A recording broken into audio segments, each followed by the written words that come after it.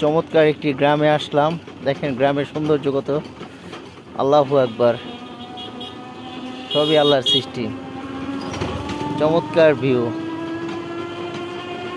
এত সুন্দর, এত ভালো লাগতেছে, ইচ্ছে করতেছে যে সারাদিন খালি এই গ্রামটাই ঘুরি। গ্রামের বাড়ি এরকমই হয়। হ্যাঁ, মাছ চাষ করে এখানে।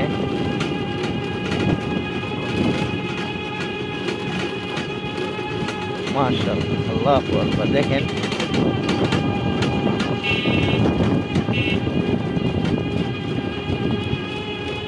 গ্রামের যতই ভিতরে যাই ততই মনে হয় যে আরো সুন্দর, আরো সুন্দর, আরো ভালো লাগতেছে।